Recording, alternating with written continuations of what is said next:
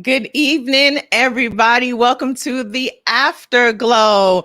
Listen, we were still putting our makeup on because we could not believe that the show was starting on time because the Verzuz actually ended before midnight. And you got to give it to legendary queens for keeping it to 90 seconds. So without further ado, please welcome the rest of the Afterglow team, Miss Mary Pryor, Miss Danielle Young, and Miss Naima Corcoran. What's up, ladies? Hello. Tease. I think we're all properly in our attire. Listen, The appropriate fashions. Hello. Relax, shoes kicked off, pumps across the room. Yes, I had to serve a nice little pearl for the ladies. I didn't have any Elizabeth Taylor diamonds, but I had some pearls. So I'm giving you grown woman. I gotta go to work in the morning, so this is pajamas. I don't know. I'm feeling good from my head to my shoes. That is very new attitude era. I'm with it. I'm with it. I'm going to sleep right after that. In there, Chloe. Yeah. Before we get into the key of the key, I just want to see how's everybody family doing? How your cousins, how your mamas, how your aunties, how your others? So my mom had a bout of a little something going on with her leg, but we just changed up some herbs and we had to look at what rough green she was eating and just had her put some tussin on it, and she was fine. She was just fine. Sugar acting up a little bit, but that's it. See, my mama, her hip acting up, and it's the damp weather. It is. I think it is, and she limping a little bit, so that's just messing up her whole left side. And so we just my brother can't stand the white people at his job, so let's pray for him. We're gonna pray for him. It's a lot. It's a lot. There's a lot of white people there. One of them. Yeah. I mean, that's what he tell me every day. He can't stand him, so I don't know what to tell him. Listen, that's what you gotta love. I cannot wait to get to the age where every conversation is a full, thorough check-in. I'm really close. Family member in the tree. I'm really close. I'm really close to that age. I enjoy it though. I enjoy not feeling rushed to get through whatever conversation I'm about to have, and I'm about to ask you all the questions about your niece, the baby, the other baby. What was his name? That boy that I met that time in '87 when you brought him by the house. I'm asking you all them questions. What's wild is they are longer. That's the thing. They're the type of aunties that also will talk about death casually. Yeah. Well, parents died, and you was there for them. And they'd be like, well, didn't you on them? Yeah. Didn't you go to Myrtle's funeral? No, I didn't go to that funeral. No, honey. No, not that funeral. After that funeral, the other one. The baby boy, the brother. Well, usually, if you're casually doing an auntie update regarding death, you always gonna talk about somebody's side piece. So there's usually a side piece. Yeah, there's usually somebody who you hope they don't show up to the funeral. Yes, yeah, because she will. Cousin Faith will come, or he. I heard about those too. Now, okay, so I missed the part where they were talking about gay people. Can somebody tune me in? I think it was something like just thank you to all the gay people. They were just thinking the gay people. Gay people, and y'all love my music. Well, they said. They said they love them. They're not wrong. It just felt like aunties that are really aware of that, but also don't want to get into the mud of 2020. Calling out the wrong names, the wrong alphabet. Using the wrong.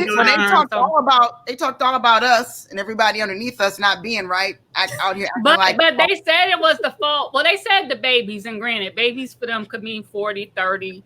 But they also said it was the. But they also said it was the fault. They said it was their fault for not raising the babies properly because they was like it's on us. They talking about us below. Us 30s and below. Yeah. Okay. But they said it was your parents' fault, not your fault. So. Yeah. We did do that. Well, but who knows who they were talking about? Because they were also just like with all that they out there doing in the street and the babies. It was that vague auntie language. Specifically said Monica and Brandy need to squash it. He did. No, but let me tell you something. Because Gladys, Gladys is the queen of the slippery doodad. She laid that out there, and then she cleaned it up so fast, right? She said, "Y'all need to work it out and keep going," because then she was like, She, right. you know, woman can have no 40 years. Listen, a song came in. And you know, Glad is from Atlanta, so she knows some dirt. So yeah, she had to. She snatched it back. She does seem like a peaceful queen, though. I'm not gonna lie to you, because we know Patti be having some little legendary riffs and moments with other divas. But see, Gladys got people like Gladys. The thing is, she got people fooled, or she just? I'm not gonna say she's nasty. I believe she's a sweet spirit. But the thing about Gladys is that Gladys's life has been so chaotic and crazy, and people don't talk about, like, ugly divorce from Barry Hankerson and Leah's uncle. Son got kidnapped. Son ran her restaurant into the ground. She had gambling addictions, like all kind of. Gladys had all kind of mess. Wow. Nobody talks about it. Yeah, that's true. Nobody talks about it. Just be silent. But I guess because people love her. Even like falling out with the Pips, like two of which are her brother, or one of which are her brothers. Like but nobody talks about falling out with the Pips. Listen, you because I mean, no, the Pips, you can't hold up that music model no more. You can't have four people who ain't really singing getting a cut. Y'all just shoot wop and do steps on the stage. But you got them Korean bands. It's like 80 of them in a band. Okay, so let me say something. Splitting the check 89 ways. Yeah, you can't say that like the Pips. No, because the difference is with those K-pop bands, they are literally in servitude, so they don't get all of them like just doing. Yes, people don't understand work for hire. They are work for hire. Not to mention, they are trained. Like their parents give over their rights to the kids when they're like 7, 8, 9 years old, and they go live in a dormitory, and they do that like for 14 hours a day. So they are happy. That's why there's so many in a group, because they have so many kids that they try to get on stage. They got to get as many in a group as possible. Be like 13 motherfuckers in a group. What'd you say, Danielle? All of you in this group, go. Go. Go. That's it. They don't take They be like count in fours. Count off in fours. Okay, y'all in all the ones in here, all the twos over there. So hold on, musical genius. When was come on, let's think. When was the last group of like more than two people that did not fight during our era? She said never. That. It has to be Boyz II Men. It's never that did not fight ever. Mike is mad at them right now today. Yes, Bass is dropped from the group. I mean, and it's because of his health reasons, but he's still mad because he claims that he could do more than they let him do. So no, it's impossible. Listen, Andre Harrell said a couple of years ago at South by Southwest that the reason that the R&B group died is because the model doesn't work in this music era. Once music took a dip in the early 2000s after Napster, why were you going to travel 4 people, 5 people?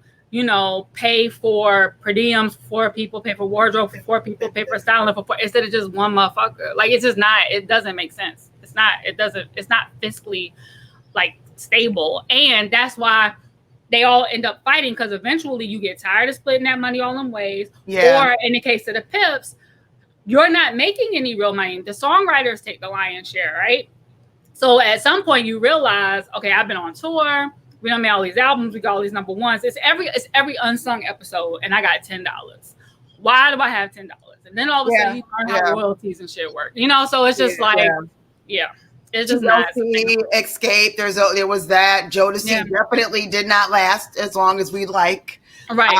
And Vogue. That was oh a my lot gosh, about and Vogue has so much. And this is the thing. thing. Was a lot about substance abuse. There's a lot going on. But then you have like New Edition. If people didn't know, New Edition, just all the groups, including Johnny, all the members came together to share the trademark rights. The trademark, trademark of New Edition, because apparently originally it was Johnny. It was Johnny and Ralph, right? Well, apparently Brooks used to own it, and somewhere along the line, somebody dropped the ball, and it was just out there unclaimed. And Johnny and Ralph had their shit together to get it, but their intention apparently had been for them to. What they say is that their intention had been for them to secure it, but like for all the guys to have ownership of it. But I guess everybody wasn't ready at the same time. So for the past few years.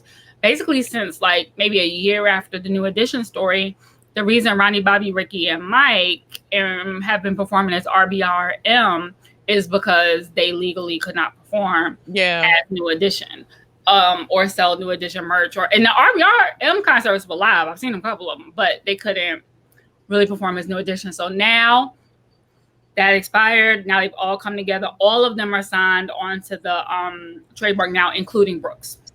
And that's the thing when you talk about like, why don't we have super groups? You can't have super groups like that because the business is not built for multi-people groups in this day and age. It's Tank, Genuine, and Tyrese. Well, that's literally why it didn't work because they couldn't figure out the money.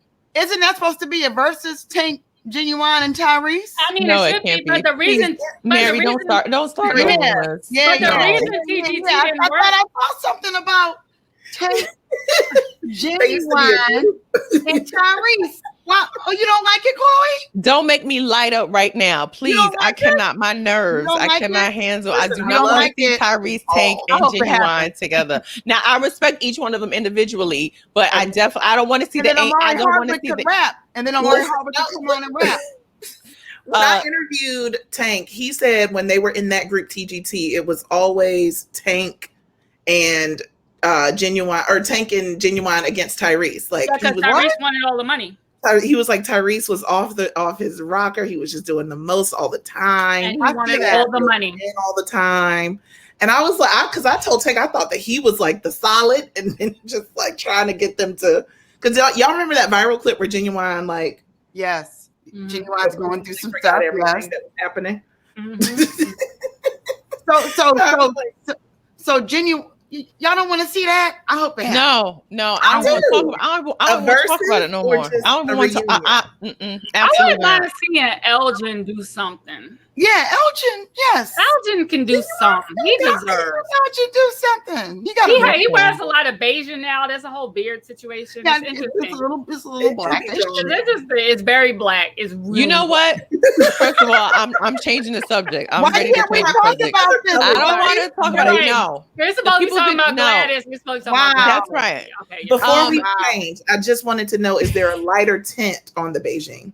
Apparently not. No, there's not. It's only one color. It's just jet black. It's just black. It's just one. It's not even 1B. It's one. Okay. One. Tyrese, I wish you well. I just don't want to see. I just don't want to see a Verzuz with Tyrese. That's just me being honest. It's gonna happen because he said it. You know what? No. You know what? Because the thing about it is, and I was even bracing myself. I was bracing myself for Patti and Gladys because when you do a Verzuz, you hope that they play the hits, right? And then as we saw with Brandy and Monica, no shit to them, it's like, but they didn't have the banter to keep it, the oomph in between the songs. And so that's why I don't want to hear Tyrese, because I know every single interlude is going to be some story about how he was supposed to be a megastar and a franchise player from Wild 'N Out and with his Tokyo Drift or whatever the fuck. But you don't want to hear over 40 nigga shade. You don't want to hear that. I mean, I don't think they should get plenty of that. That's also no. Okay, you know why? I don't want to hear it because they will never be able to do it as masterfully as Miss Patti LaBelle and Gladys Knight. Because, honey, let me tell you, they was throwing so much shade at Miss Diana the Ross. All of that. Let me tell you, listen, if you don't know how to work with every people. single time you heard them talk about they were in the same places and they were coming up together and they shared and they loved each other, that was about Diana, because Gladys says that Diana is the reason that they ended up leaving Motown, because Gladys and the Pips were opening for Diana on tour. Diana didn't like all the energy and rhythm they were getting, so she told Barry to kick them off the tour. And Gladys always says that the group got treated basically as like an afterthought at Motown. They were not one of the premier Motown groups, so they eventually bounced. And with Patti, Cindy Birdsong left the Bluebells, to go and join the Supremes, leaving the Bluebells in a lurch and having to reconfigure. But that's okay, because then they got Nona Hendrix, which worked to everybody's benefit. But so they both have Diana shade from the same era. Diana Ross also can sing a lick, so they should have the same shade, because y'all know she can. Wait, hold on. I want you to say that for the people in the back. Hi there, no problem. Diana Ross could not sing. I just want everybody to be fully aware that I'm from Detroit, Michigan. Okay. Ooh, right. Motown, my grandmother and them, Everybody knew each other in the music days.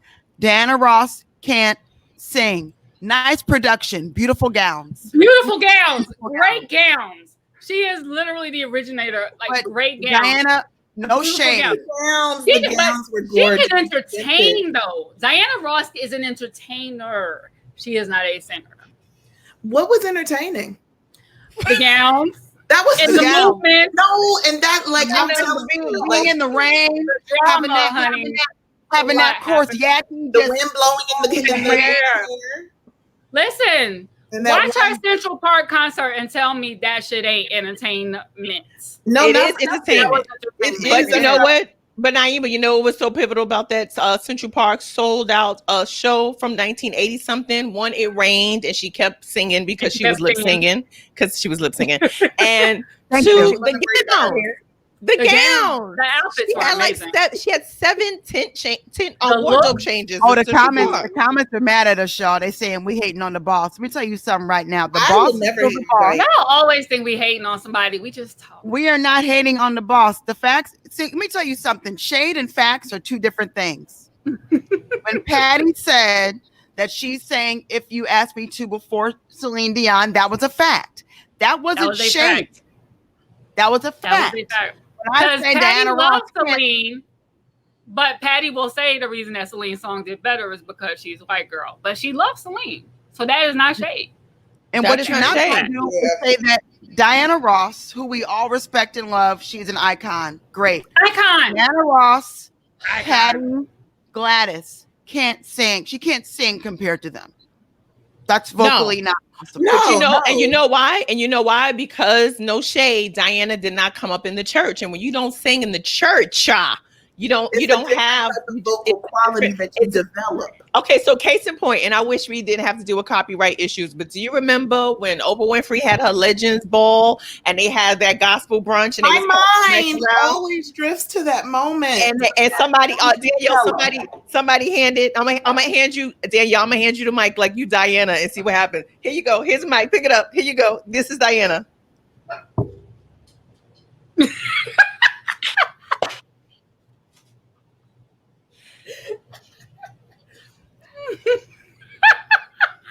Who are you going to pass it to? Pass it to Patti. Mary, you Patti. Here, just anyone. Here you go, Mary.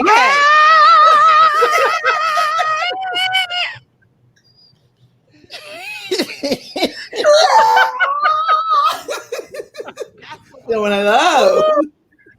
Oh Lord. Diana was like, well, no.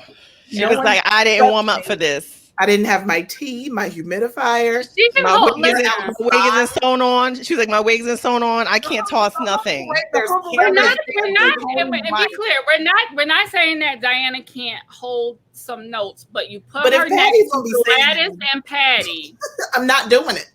It's not the same. And it's then also impromptu. Like, you're not gonna have me out here singing with those vocal giants, and I I don't have a special mic. There needs to be an engineer at the soundboard. I'm not doing it. Okay, speaking of engineers, so I know that there's a lot of younger people who didn't grow up with Patti as much as we've grown up with Patti. Mm-hmm. So they're watching this. Like remember when like a week or two ago somebody tried to throw shade at Sade and everybody was like, "Don't you disrespect the absent queen? She come out every 10 years like groundhog. Like don't be shading her. When she come out, she be dropping that fire every decade." But the thing is, when younger people went to listen to her, they was like, this bitch is trash. And I get it because from the sound of her, that's not what you're used to hearing. And so your ear isn't normal for that. So when people were watching Patti, I just was like, damn, this does not show her vocals as well as disrespectful about it. Yeah, because when you talk about an engineer, Patti's voice is so powerful. Patti cannot sing on a talking mic. She cannot sing, whatever her levels are for her speaking voice. We would all be dead. We would be dead if she was singing for real. By the end of the verses, you could tell she was singing so softly. She was trying to hold it back so hard. Like she didn't. It's like she didn't want to oversing the track. She didn't want to blow out the mic. To your point, but also like whomever was handling Patti's music just did her like a real disservice. She said active at the end. And I feel like she shouted him out so that we will all be clear who fucked her music up. I feel like when she said, "Thank you, actor, for my music," it also was like, running the prompter too, because it felt like whoever was running the prompter was like paying attention, but not paying. Always forget her lyrics. She do it live, and she because she always needs a. But you know that she needs a prompter. We're running the prompter for two women who both need the prompter because they don't know their. Well, you know, they're older. They don't. She's 76. So you would think that whoever they hired would be just on it. The other problem though is that Patti didn't know those edits. She didn't know what her edits were going to be, and her edits were like, the edits weren't even the best parts of the song. Yeah, I thought that was strange too, because it was like in the beginning it was like a whole bunch of song that wasn't even the part where she was singing. Right. Yeah. So I was like, so what are they doing? Are they just warming up? Those edits, I was like, whoever edited this music for Patti, they're not Patti fans, because you would know. Like when she was like, you could tell by the end she was annoyed because she was like, "You are my friend. I wish I could go around and around and around," you know, because they cut the and around and around. If you know Patti, you know that's what we want to hear, you know. And it's like, I just felt like she was irritated. And then the medley situation, and then the volume kept changing, and the intros were abrupt. Like it was just all not. And meanwhile, Gladys had like half show tracks in some studio albums. It was just weird. And I know they did the sound check earlier, so it just, I don't know what the disconnect was. Well, you know what happens? I feel like Gladys really had those 3 days while she was driving her tour bus to really go through her musical arrangement. And Patti was soaking Black Eyed Peas and cooking up cornbread. Patti didn't give a shit. She said, "Where my shoes at? Them shoes was there." Please stack all of my designer shoes next to me. I just think we were really, really able to witness history, to see just Gladys like still singing, still got it, still like that was the most important moment for me. Both of them look amazing. Agreed. And I feel like we don't see to be 80 in December. I know.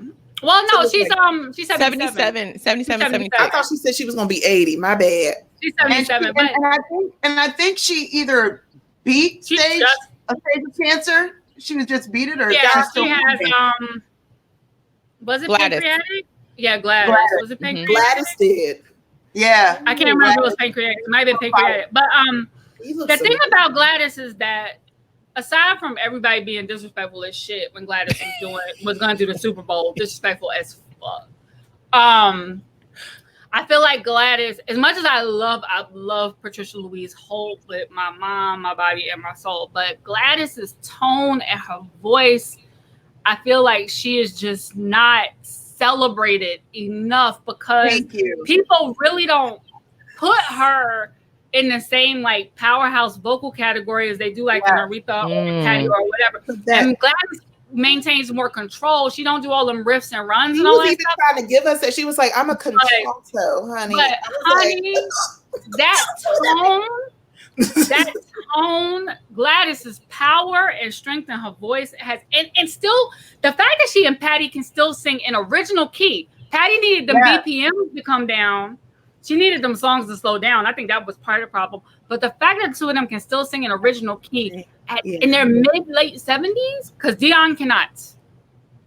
No. Well, you know, Dion is a special person. Dion was busy, so we're not going to do that to Dion. Y'all know Dion was active. Listen, the queen of Black girls singing pop. I ain't never going to disrespect Dion. I'm but not you know what's really funny about the new generation disrespecting? It's okay that she can't sing in original key. I'm just saying it's amazing that they can. That's what I'm saying. Not that she can't, but that they can. Yeah. Can I offer a controversial question? Oh Lord. Okay. As we're all brown skin girls, I just feel like brown skin R&B singers that are still great vocally today that can ascend to be this amazingly recognized are not given the same opportunities as singers from the era of Patti and Gladys were offered. I want to talk about it. The colorism is kind of wild to me. It's not just the colorism.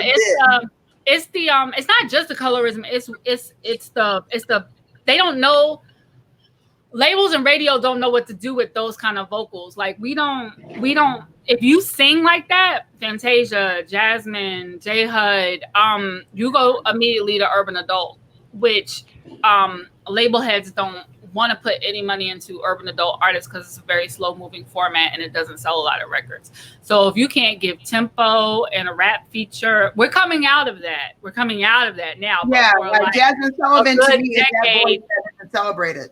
Yeah, for like a good decade, that's where we were. Like if you couldn't get, you know, urban main play, and you could only get urban AC play, which if you were a ballad centered artist, like, or a mid centered artist like Jasmine is, that's where you were going. Yeah, it's and it's unfair because these people really do, they can sing their asses off. But that's also, I think, why Brandy and Monica couldn't keep the same career sustenance going, because we fell into that space of. Well, I'm wondering if you think that keeps girls this day and age from being able to even make it to classic legendary status, like the Gladyses and the Shakas and the Patties and all of them. Well, I also think that at the same time, our artists, and this is a conversation about musicians as well, once we started killing music in school programs, and at the same time, millennials and younger were leaving the church, those were our training grounds as vocalists and as musicians. Free music in schools, choirs in schools, and being on the choir in church or learning to play in church. And with those two things taken away, we have a whole generation of singers and musicians who aren't learning the same fundamentals from a younger age. Yeah. And it was a good point. Someone just, can you put that last comment up again, Mary? The last one about the colorism. It's Jennifer James says it has felt like colorism has shaped everything Naima is saying, and I would agree. I think originally, before the Black charts were segregated into popular or R&B or adult contemporary, before, when it was just like all Black and then everything else, I do believe that there was a space for darker skinned women because they didn't have to appeal. Like Black music just appealed to white people and they just liked whatever the Black song was. They didn't really care what you look like. But once you started getting into music videos and styling, I would say also like around like Whitney Houston, that like when it was like, we have to make you for real pop or Black and you can't be both, then that's when you really see the divide. And I think even now with like, if you go ahead. No, I was gonna say, like, even with, like, I would say, like, the person to me that's pushing the standard of colorism in music, as far as like having a deeper, fuller voice, is her. Like, she is a classic soul singer. Like, when she don't have no songs that's faster than 95 BPM. Her shit be molasses. And it's just that she's so young that you can't age her up, because everybody's like, we know she's 23. So you can't put her on no like jazz contemporary charts, because it's like she is a young woman with a full voice and she's not half naked. I think also singers. Well, I do think that singers like, and I don't want to like hate on R&B now, because we fought so hard to get R&B back. At a certain point, R&B was not a thing. Like right. So I don't want to throw out the baby with the bathwater. But when I think of Ari Lennox, now Jasmine Sullivan, Melanie Charles, like I can think of so many women off the rip that can blow. Kimberly Nicole, I can think of so many women off the rip that can blow. And I just know that we focus on Danny Lay, we focus on George Smith, we focus on the package. Yeah, because then we like the stuff that seems, and we also like that. What do they say on Twitter? Like the girls who sound like they sing in cursive, like that shit. The italicized singers. Yeah, I think we're finally getting off of that too. But Chloe made a good point. Up and down and sing up here. Yeah, but and sing like I'm singing at the back of my throat, whatever. But Chloe made a good point about the video era. Like if you look at the entire Quiet Storm, that whole Quiet Storm era is full of like big voices and big singers. Like you got Vesta, you got Lisa Fisher, and you got like the big girl, the big voices, right? And then you like 88, 89, you get to like the Pebbles and the Jody Watleys, and then all of a sudden like you need to look like a model, and it's also more about production than it is about your voice. Then it becomes about Martha Wash. Patti said she did 4 videos, and I wanted to know if that was true. She said that on here tonight. She did more than 4, but her first official video. But she was saying it as if she didn't do a lot of videos. She didn't. She didn't. Her first official video was New Attitude, and that was in '85. And she did Stir It Up, and she did On My Own, and she did Feels Like but she did a couple of them that were like live performance videos. Feels Like Another one was a performance video. So that's maybe what she means in terms of like having like a whole treatment. Yeah. And, but no, she did it. And The Right Kind of Lover was a great video. I think she was exaggerating, but she definitely probably has less than 10. That's interesting enough. Like, wow. Yeah. You know what I mean? For Patti to be so, was she considered to be like pop at all? No, she had, that was the thing about that. Patti had one pop so the Bluebells had a pop hit in the very beginning in the 60s. They had a top 40 hit. Then Lady Marmalade was a #1 hit. And that wasn't until 70 something. And then after that, Patti had some R&B joints, she had some disco joints, but her first for real pop solo hit was New Attitude. And again, that was 85. And then Stir It Up was a moderate hit. Then she had On My Own was her biggest hit, and it's still her biggest hit to date. Her and Michael McDonald's biggest hit. And then If You Ask Me To was I think 88, 89, somewhere in there. So then after that, for the rest of the 90s, Patti had hits at R&B, but that she had like a 5-year pop window out of her whole career. And she's always been really salty. She's always been really mad about it because she knows that critics didn't like everything that Patti does with her voice. They didn't like Patti's, dramatics, the riffs, the runs, where she's going to go with everything. They felt like she was putting too much on it. As a matter of fact, reviews from the time of On My Own, there were multiple reviews that were like, Patti is showing that she can restrain herself, or that she can tone it down, or that, like that kind of language. But she wasn't going to change how she sang for anybody. Yeah. Right. But yeah, she only had like a 5-year pop window. So it's like now everybody knows who Patti is, but if you're not Black and you ask somebody to name a Patti hit, solo hit. Yeah, and you know what? And that's why Patti was able to go so long in Mass Singer, because everybody Black was like, "That's Patti LaBelle," and the judges was like, "Patti LaBelle was in Mass Singer." Yes, yes. I just never know the Black. They didn't know Gladys at first either, and I was like, I knew Gladys. Shaka Khan did it. They never know the Black voices. And it'd be like it's like Robin Thicke was on the panel when Gladys did it. I think he knew. No, I think Robin knew. He had to act like he didn't know. He didn't want her to go home. That's probably why he was like, "I'm gonna keep it." He was like, "Patti, this me, you." How do you not know a Gladys voice? How do you not know a Patti voice? Having Gladys sing something like Chandelier, like that was different. And I was like, oh, wow, I love, because you could tell it was a seasoned singer, because that is a belting song. And she kind of. But also, when you talk about like a seasoned singer, and the reason why, and I think a reason why we could be critical of like the younger singers is because they aren't getting that 10,000 hours in. Like Patti and Gladys been on the road since they were 14, 15 years old, like full on background singers. She started at 4. She won a talent contest in Atlanta at 4. But when you talk about like just getting the repetition in, like these women have been nonstop. And I love Labelle. I know that whole album by heart. Labelle was so innovative. They did all of the things that Lady Gaga and Cher, everybody that did weird, funky outfits, Labelle was doing it. They did it first. And they were on the road with the Stones and the Who and like. But also, like, that's the thing.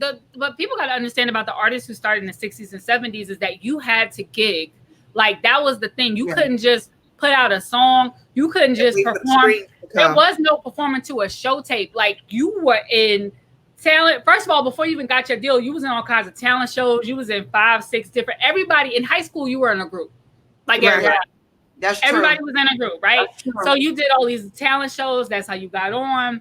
And then by the time you got your deal, you're doing all these stops, like 2-3 cities a night, but you had to gig. You were gigging all the time. You learned how to perform. And that was what the artists of that era were taught first, was like stage presence, performance presence, poise, choreography. Like the one thing about Gladys Go back, please. Go back and watch some performances of Gladys and them Pips. That footwork was so tight. Yeah. And Gladys was just up there, just being stately and just like effortless and wigs perfect. Like just all of it was fantastic. Yeah. Fantastic. I just want to shout out to all the amazing people who are watching us across multiple platforms. We are streaming the Afterglow on YouTube, Facebook, and Twitter. If you are joining us for the first time, welcome. Also, please remember to like, share, and subscribe. You see that blue button on the right? Like, share, and subscribe, because you never know when we are going to pop up with an Afterglow. So we don't want y'all being like, we didn't know. If you follow us, you know, just... There we go. There you go. Like, see, look, we couldn't be in no group. We would be fined $5. James Brown, fine. I am the second lead singer of the Afterglowettes. I was just happy to bask in seeing two legends sing. You know, I was just happy to watch them talk. Watch them talk. They talked about I would rather this had taken place. Her daughter making socket to me cakes. Like, are you kidding? If this would have been in Patty's kitchen and we would have just been watching them play songs and bake and make collard greens and stuff, that would have been so cute. Yeah, well, let's be honest. Some of us here on this show ate some Southern food before, and we almost didn't make it to broadcast. I shared my half-eaten plate because I was like, "This wasn't great." I'm gonna tell y'all right now, the indica's kicking in, so. The itis is strong. But I mentioned that before because y'all got it. Dionne coming in, last year when I was at Essence, I did an interview with Dionne Warwick that went viral because she had said that Beyonce is not a legend yet. And I was mad at her for saying that. To the point of the youngins taking these things and running with it, they definitely took that and tried to drag Miss Warwick through the mud for saying what she said about Beyonce. But I want to know what y'all think about that, the idea of Beyonce and how these younger stars are, but are they legends yet? Is Beyonce a legend? I remember that. Though I would like to speak after the historian speak. Okay, I remember that, Danielle, and I did a little. Wait, tilt your camera down now. You make tilt your camera down. I'll keep my head up instead of tilting my camera down. I went on a little. I went on a little. Pants on. Look at how thick the pillows are, though. You know what? Her set wealthy. Yo, that's wealth. Wow, that's wealth right there. I went on a little. God's pillows. Wait, before you start. Her hair is real. Her hair is real. Everybody. Hello.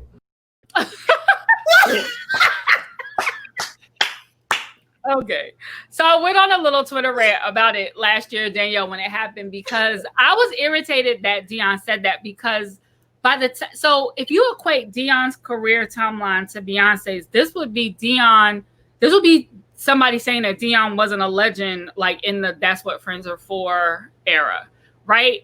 And I don't know. I feel like, you get older and time bends differently. So, when you see your friends' kids and you be like, oh, what, they in the 10th grade? And they be like, no, girl, that's junior in college. That type of thing. I feel like that's how some of these people's minds works about Beyonce. They still think of her as new when Beyonce is 20 plus years deep. And so I do think by the 80s, I felt like Aretha was a legend. I felt like Gladys was a legend. I felt like Patti was a legend. I felt like Tina was a legend, even though Tina was also just getting her first pop hit. So Beyonce is as well. She's put in the same amount of time.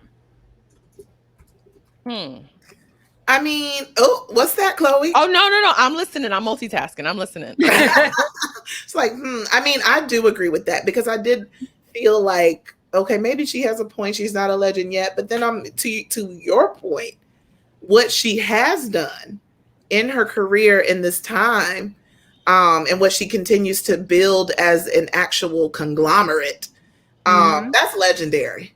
Yeah. And I do understand that time has changed, and her being able to create more than her music career is something that is a benefit of the time. I do understand that. But she's got 20 plus years. But wait, how many years does it take? That's what I'm saying. And that's why when Dionne said it, the reason I really kind of scoffed at it is because, like I said, if I can imagine not saying that Dion was a great or a legend during that whole "That's What Friends Are For, We Are the World" era. Like, she was already an elder stateswoman in this game. So it's like, how do you look at somebody, maybe because she doesn't feel as old as Dion was at that time, or maybe because, I mean, shit, Whitney was a legend. Whitney didn't have that many years, and not for nothing, you know, not with a solid, consistent career. So I think that Beyonce is, there's not going to be another one. That's for goddamn sure. Like, yes, I think well, not in our lifetime, no. Go ahead, Mary. Go ahead, Mary. I do think that, to be honest with you, when we put these time capsules on what it takes to be legendary, we really cheat and do not give our flowers to people that are just being brilliant. I think that it's kind of like it's a missed opportunity, right? Like, no one could sit here and tell me Chadwick Boseman wasn't a legend. Correct. You can't sit here and tell me Kobe Bryant wasn't a legend. The expectation of you lasting a certain amount of time isn't something that our culture, our people, our melanated bodies are always able to experience. Tupac was a legend, dead in his 20s. Right. Biggie is a legend, dead in his 20s. So, you know, I think that when we do that to each other, we really don't take into assessment the life expectancy of what it is to be melanated in the country. And so that's the argument that I would state if I were the honorable and content queen. I need to see more of those shirts, Danielle. Yes. If I were to, like, you know, like, I would be like, well, Miss Warwick, like, let's think about the life expectancy and what's really up against us. Like, you can't put a limit on legendary. I consider y'all legends, and you're not over 50. So what does that say about? Well, thank you. But did she give more context, Danielle? Because I was curious about that. Yeah, I think, well, from what I can remember from the conversation, the context was more so around timing of the amount of time put in. And she was comparing it to the time that she put in and the things that she was able to, like the foundation she was able to set. And she was dead wrong. Industry. Yeah. So, but I think people were wrong in dragging her the way that they did because they tried to act like she was a nobody. Right. That was also dragging wrong. her. Yeah. Yeah. What we're not going to do, like you said, first real black pop singer before Whitney. I mean, before like she put pop on the map before Diana, before Whitney, and before B. Like with no Dion, we don't get Diana, we don't get Whitney, we don't get B. So yes, there is. What we're not going to do is downplay all the chart hits that she put on the board with one Burt Bacharach. We're not going to do that, right? And was elegant and fucking gorgeous and like all of that. And I think that's one of those familiarity breeds contempt things. Like, if what you know of Dion is like the Psychic Friends Network and like 3 songs, and you're gonna but that go ahead. No, but that could be the same thing. That could be the same way that Dion thinks of Beyonce, right? Mm-hmm. Because most people, even people who say they're diehard Beyonce fans, don't know the DC, the full 4-partner DC catalog. Correct. They don't know those first couple albums. They don't know Writings on the Wall. They don't know any of that. They know the Independent Women, and then like all of the major pop hits that came from soundtracks, and then they know Beyonce's Dangerous in Love. So if you're not really checking for like the early work, it's easy for you to say like, oh, they didn't pay their dues. And it's like, no, Beyonce has definitely elevated the expectations. And that is why there's no one that we can compare to her, because there's no, like, I mean, look, every year they find a way to drag Carrie Hilson for what she said about Beyonce. And I don't want to know. I don't know. To be honest with you, there are people that musically would sing Beyonce under a table. And there are the people that act for the demo tracks for Beyonce. There are. But Beyonce is a full pop package that we see less and less of. That's true. In terms of so like there are people who can sing but they can't dance. There are people who can dance but they can't sing. There are people who can do both, but they don't bring you the fashion and the drama and the bands and the energy and the everything. And as somebody who's like worked on a Beyonce album, after which point I was like, I'm never trying to listen to her again because it was a haze. Not nothing personally, but just working a Beyonce album. It's like when you work at a restaurant too long and you don't want to eat the food anymore type thing. But even after that, and even when I think that, like, you know, it's triggering work memories, every time I see her on a stage, I'm like, how the fuck does she do that? Like, it's just, there are very few people who can captivate you during performance the way she can. It's all about that training, right? Because literally Beyonce was trained just like Michael, 10,000 hours, just like all the people we're talking, trained just like Gladys. Trained just like Patti, trained like Stevie, like because the one thing about her on stage, even when she looks like she's just like being loose and whatever, she's hitting a mark. She is cognizant of what's happening. She like if you watched Coachella, whatever, Homecoming, her first performance. If you watch the live stream, not the edited, the live stream, her first weekend something popped on one of her outfits, like the last outfit she wore towards the end of the show. And you could barely notice, but she was so careful about hand placement, where and how she was moving to make sure there were no accidents. And you're not going to see it in Homecoming because she edited it out so that it was the second outfit for everything. But yeah, she's always like very cognizant with her performance. But I say that to say there's nobody who can do that quite on the level that she does. Yeah, and that's the difference between when you talk about Michael Jackson and Prince. Is like they're both incredibly talented, but Prince is not going to do choreography like Michael Jackson, and that doesn't mean you take away from his legacy because of Prince it. Is gonna make sure that band is tight. But he's gonna give you the showmanship of it all. I do want to bring up this really interesting comment, which is this, right? Which relates back to Gladys and Patti for sure. The older generation can never divest themselves of the struggle that may be their lens. I say this all the time. We talk about what we're going through. Our grandmothers went through some shit. Our the foundation that you would have to lay down in the our moms, our dads, our uncles, they were going through it. Yeah, coming through back doors, couldn't stay at hotel. End of me having to enter through the damn kitchen, and I can't even get in the pool. You wouldn't hear the end of it. Yeah. Right? Y'all know you have to consider they wouldn't let me get in the pool. Yo, listen, between every song. Legendary might include I shanked somebody because they owe me money. Right. You got to understand that. That's what that generation would do. You would shank somebody. Somebody would get shook down because you didn't pay on time. That's a different kind of beast. That's a different kind of life. Yeah. Listen, and if y'all thinking that it's like so far fetched, if you're watching Lovecraft Country, like all of them running out because they in a sundown town, like this is what Patti and Gladys and Dion had to go with when they were traveling at 14. And the Chitlin Circuit goes through. Yep. Well, everywhere is racist, but it goes through the South. It was through the Jim Crow South. Yeah. For example, this one right here. Dion had to teach a white boy Broadway singer how to sing songs, but couldn't play on Broadway. Nigga, I will blow this theater up.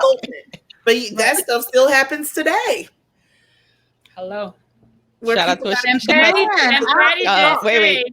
shout out to Ashanti. Hey, girl, how you doing, girl? Wow. See, my days are cold without you. Yeah, I'm just saying. She had Ashanti should be much bigger. But who are we talking about? J-Lo. At the same time out. What'd you say? For all the stuff. No. Wait, time out. That's Wait, that Mary. New York bird stuff. That's no. New York bird. You a bird. Let me tell you something. No, okay, listen. Ashanti may not be the most vocal powerhouse. However, we have space for Britney Spears, right? We have space for Madonna. Ashanti should be able to live her life and be mediocre. No, Madonna and Ashanti are you wildin'. The hits that Ashanti wrote for J-Lo. Come on now. The hits that Ashanti had herself. Ashanti had hits, Mary. Wait. If Ashanti was a white woman, but Chloe, I blame Irv. I don't blame nobody but Irv. Because he tried to block people. You see what happens when you try to block people's blessings? That was on Irv. I don't know. Ashanti wasn't taken care of. I blame Irv. No, Murder Inc. was not okay. I'm simply saying that when we talk about when we talk about Black singers, we have this level of expectations that they have to be so amazing and so great. And they either have to be so amazing and so great or one hit wonder. Yes. And I'm simply saying that there is space in the middle for bitches that can't dance, but could carry a tune. They should be able to coast and get a residency in Las Vegas like Britney Spears. That's what I'm saying. Man around the house. Why you talking the whole time? I'm just pulling out the best critiques. Oh my God.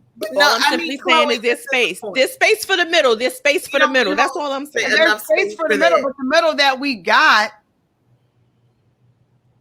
isn't Ashanti. No, there was space for Ashanti and Sierra. Sierra is the middle. That's what we got.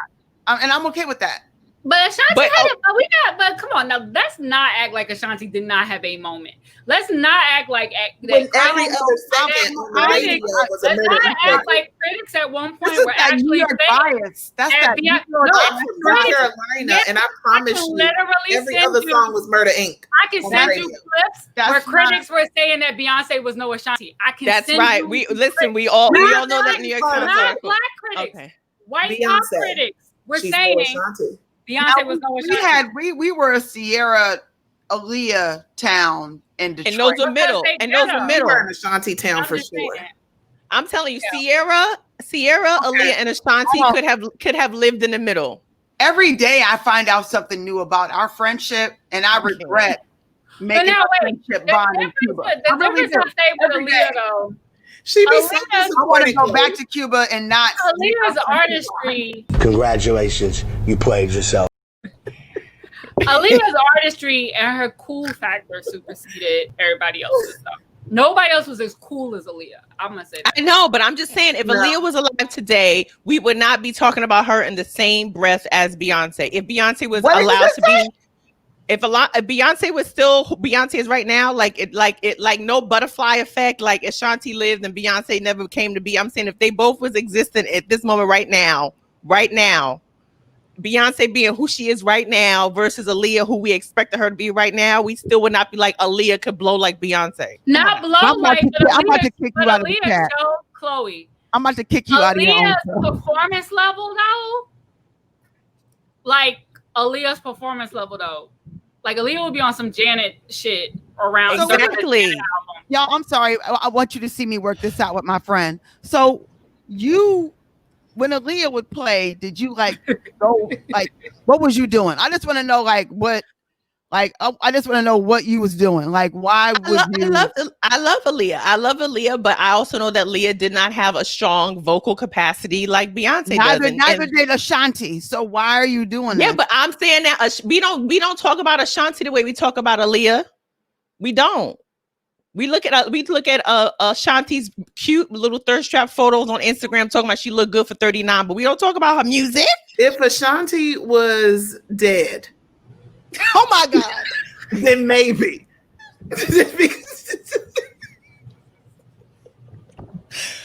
Danielle, this is why I hired Danielle, y'all. It's been a while. But even then, I'm just saying that's mostly why we be talking about her. I knew it. A brilliant star. I cannot. Wow. Ashanti, we love you. I need a drink after that. Oh my God. So much, y'all. Okay, all right. I thought Naima's going to come here and school us, but I would love to hear Naima's opinion since she's the musicologist. On what? On Aaliyah? He believes in Ashanti. What Chloe and I just talked about. I wasn't listening. I was looking at the comments. She's like, either way, Ashanti's alive.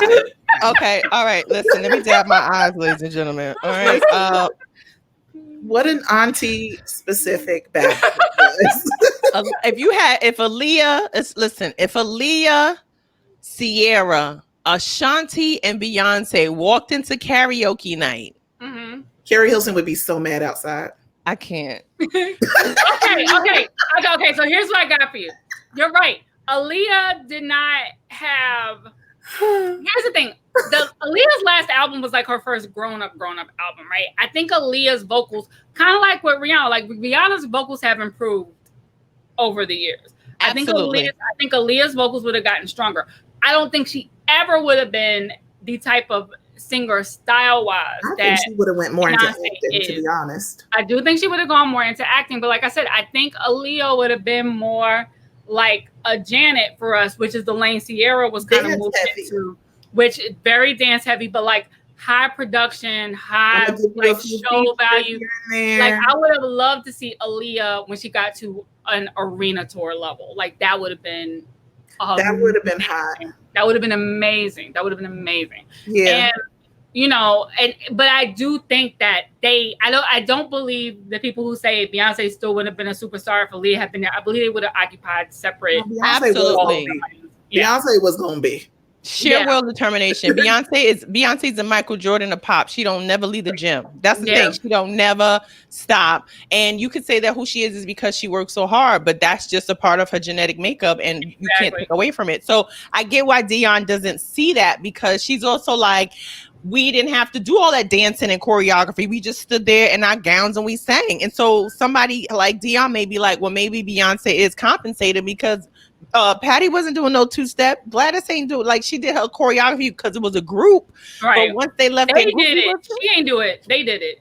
They were doing it back there. They were doing it. That when Steve Harvey said be like 6 people, one mic, that was real. They was like, shoot. And getting paid like that too, Lord help it. Yep, exactly. All right, let's wrap this thing up. I feel like we've done people have. This is the most engaged I've seen people. We've talked about everything except Dion. No, for real. Like, I just want to shout out because there's nothing to say about them, but yes, ladies. Clearly, we've done a lot of pivoting, everybody, but this is the most engaged I've seen in a while. This is pretty awesome. Make sure y'all liking us. Dab them hearts on Twitter. Dab those hearts on Twitter. Hit those emojis on Facebook. So one other thing I really likes on shout YouTube. Out. I have to shout out the wigs. Listen, Patti. Why Patti doesn't have a wig line is beyond me. Somebody is probably trying to tell her that, and she's like, I got the power. Patti is never gonna give you a bad wig. I can tell that Patti will never tell you where she got her outfit. I feel that. She's that person. She is one of those people. I'm that person. So. Somebody made it. Definitely one of those people.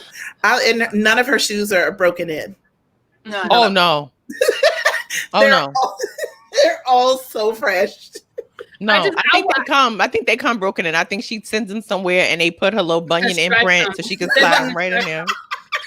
I aspire to be Patti level confident where I can be in something that's white and draping while I'm cooking. Like that's what Patti does. Patti be in the kitchen and it's white and it's flowing. I'm still on the bunion imprint. I'm so sorry. Yeah. Okay. In conclusion, ladies, this was a good kiki as always. I want us to just go around and tell our final thoughts on Gladys and Patti. Mary, I'll start with you because Danielle's still laughing about the bunion imprint. I'm never gonna get over it because I can see it. Okay, Mary, take it away. For me, it was actually extremely emotional. I cried for most of it. My mother and I used to sing Patti LaBelle and Gladys Knight songs to each other. She's no longer physically with us. So it was actually, I was literally in my house belting, like singing. It was like, it's just, the way that these songs have so many memories from just being the younger person receiving it and then seeing the reenactment in your household from your mother and your father and your uncle and your aunts and your grandparents and any other elders, or just like what it means to think about family when you hear these songs, whether it's at a wedding or a barbecue or a Thanksgiving dinner. Like there's so many memories and moments wrapped around these songs that reflect Black culture. At the same time, we're being reminded every day that there are names that we have to stand up and fight for having them be seen because they've been lynched or just publicly murdered. And we have to remember that at the same time. We've brought so much soul and integrity and talent to this country. Yeah. We still have to look every day at the negatives that are said about us and shared about us. And that's why I'm always trying to advocate for the fact that these moments, as weird as this time is, that we will more than likely never have again. Yeah. There's so many things that we can take from this as gracious moments that we need, because this is going to be a long journey and these memories are important to us. Yeah. That is absolutely 100% true. Danielle? Well, damn, Mary got me after Mary with the freaking keynote address right here. What am I supposed to do? I feel like Diana Ross. What was the question? What is your final thoughts? Final thoughts. Final reflects. Well, let me retweet what Mary said. But also, yeah, like the memories of it all. Like I'm an old school music kind of person. Like that's what I'm always listening to. That's what I grew up on. So hearing Patti, it reminds me, like Mary, of my mom, who I have two moms, so I still have my second mom.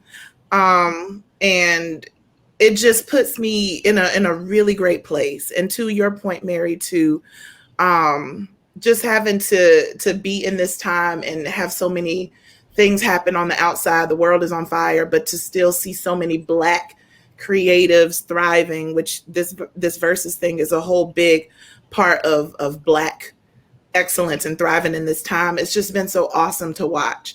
So, and I'm also glad to be a part of this with y'all, you know, sharing this space and being able to, like, you know, reflect and, you know, just react to stuff like this, to our culture being shared so heavily is really, really dope. And not for nothing, I need to figure out what kind of stuff Gladys is up to, because if she is surviving and looking like that, I need the regimen. I need to understand what I need to be eating and drinking. Is it no meat? Is it no dairy? Like, what is it?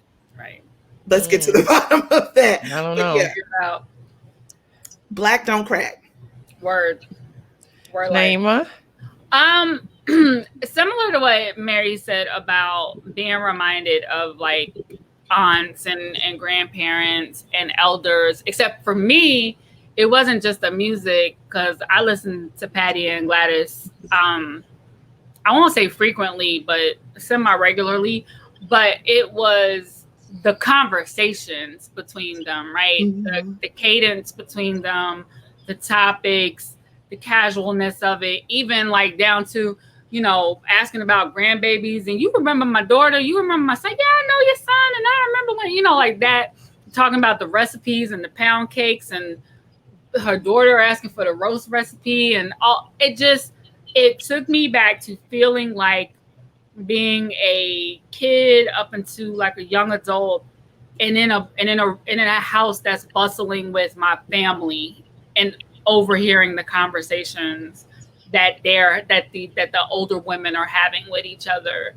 I tweeted at one point that like I could feel plastic on my couch, right? It felt like that, and that felt so familiar and so comforting. And I have not been able to be around my elders all of 2020, really, right? Like, that's the real word. And that I realized that like I was missing that. And my grandmothers, both of my grandmothers are gone, have been gone for a minute, as are a lot of my grandmother's friends and my aunts who were her age, etc. And I just realized it's been a very long time since I've been in a house full or a room full of my elders like that.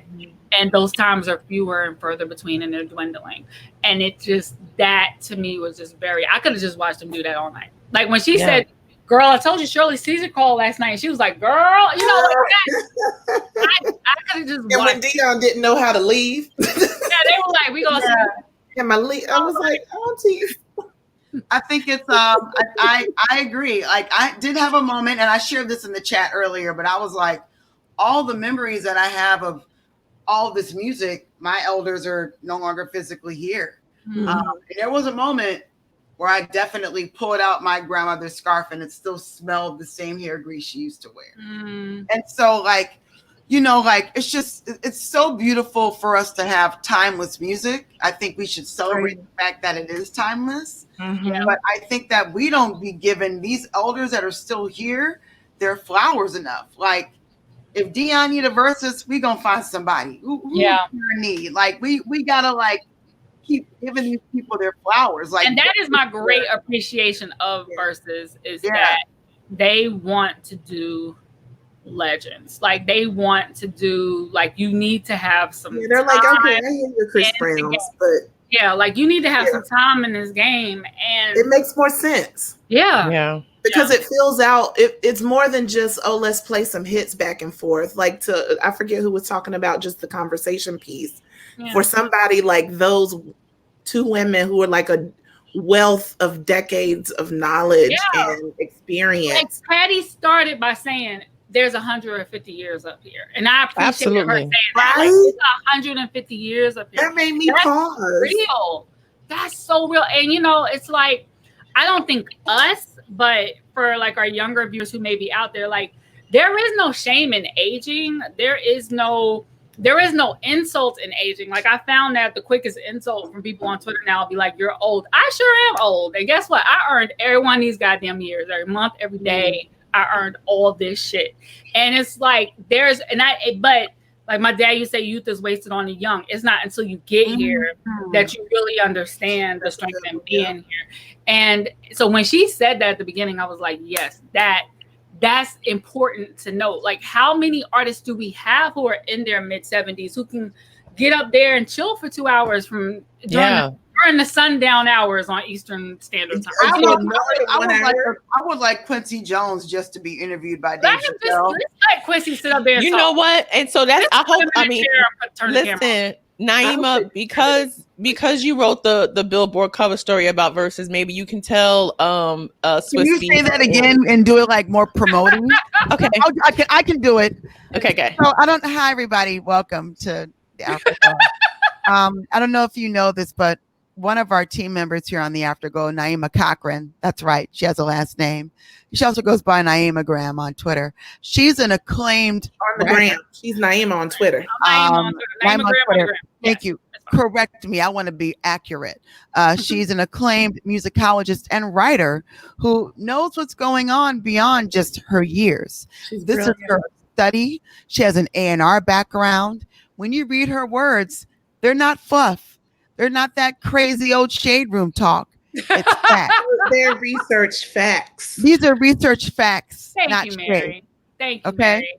Mary. I remember following Naima Graham and just off the cuff DMing her like, what do we need to do to get you some articles? Mary really was like, why aren't you writing? What are you doing? What are you doing? Yeah. Well, so that means you have the inside track. And I feel like when we have evenings like this, it shouldn't be phrased as a battle. It should be Verzuz presents an evening with, because I feel like a conversation between the two, and then they play some songs without it being like a round, which they didn't really stick to the round. The guys don't phrase it as that anymore. I mean, I know it says Verzuz battle, I think maybe on the card, but their messaging has been celebration for quite some time.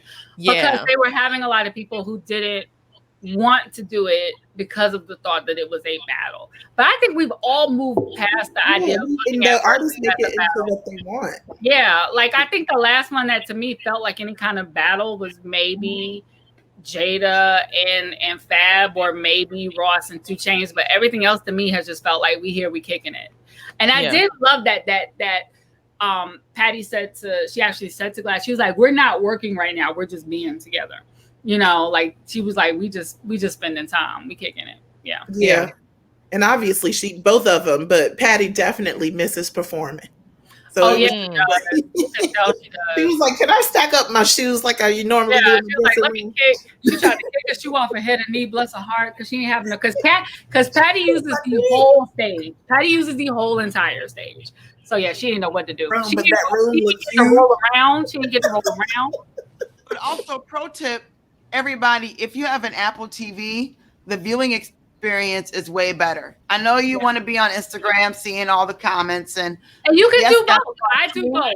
You can do both, but Apple TV, like watching Verzuz on that, so much cleaner, so much crisper. If you have 4K TV, you are thriving. Even if you don't, you can get it on Apple Music. Even if you aren't a subscriber, you can get it on Apple Music and like connect your TV to mirror your TV to your screen or whatever. But it is the reason that they started zooming out on IG when they have both people is because I guess of whatever they need to do with the cameras for Apple TV. So whereas very far out on IG, is cropped and closer in on Apple TV. So that alone makes it worth it. Except Apple TV is on a delay. That's the only thing. Oh, got it. Yeah, well, shout out to my parents who I had to play tech support for tonight. I love y'all dearly. And I appreciate you for tuning in. But shout out to all the people who also had to go over to their elders' house and make sure that they had their IGTV and their iPad fully charged and their Bluetooth connected. I don't want to sound too real here, but cherish those moments. Yeah. Oh no, of course, absolutely. I'm just saying that was how I started my evening, was making sure that they were connected. So please don't say I'll turn this into a Fred Hammond Franklin joint. And trust that every parent also exited out of whatever y'all set up 7 minutes after you set it up. Oh well, Lord. I will say this. My Mama's mom, like, this ain't. I taught my mom how to get on live during that first big D Nice night. I called my mom and taught her how to get on live. So she knows how to get on live. But tonight I wanted her to watch on Apple TV so that she could have the better viewing. That's a big Yeah. ass. You a good child. Yeah, that's You're a good child. All right. Let me give my last thoughts on Miss Patti and Gladys Knight. Now, I love all of them. I love both of them. And I really appreciate Patti because I feel like Patti has went through so many genres of music and most people don't really know that. And so I wish that she had played a little bit more Labelle. But other than that, I am glad that people are getting to hear Gladys because you don't realize how many songs she has. Because myself included, I mean, I was being shady and being like when Patti was doing her little mini concert, I was like, oh, did Gladys run out of songs? And y'all all came for me. But and we were immediately like, no, bitch, she did not run out of songs. I was ready Don't to you cuss even you out. try. I was ready to cuss you out. Gladys could still be playing right now. Chloe, No, I know. Chloe be disrespectful in the chat. I'm so disrespectful. I'm so disrespectful. She be disrespectful. Stop watching, y'all. So don't even she listen. Be wild. I know Danielle and I be didn't looking at watch what the words like. Look at, and Naima just probably says "poor baby" and then touches her expensive furniture. all I'm saying is that I am glad that we have these moments, like you said, Mary, to give elder their flowers, and also for us to just hear, for some younger people to hear where the sample came from. Because I think a lot of Gladys' songs, people are like, oh, that's the song. I didn't know that was the original song for that. So I'm glad that we were able to bask in their legendary talent, and I can't wait to do the next Afterglow with y'all ladies and see who's going to get us in our feels. Who they got? Shaka, what's up? Well, what you doing? Because you know Shaka. You want to talk about somebody not singing some lyrics, child. Shaka don't. She can just yell real quick. That's what you listen. And I love her. I've seen different. Shaka is my Aries. No, but didn't Shaka have the lyrics at a funeral and couldn't sing the song? At Aretha's funeral in the fan.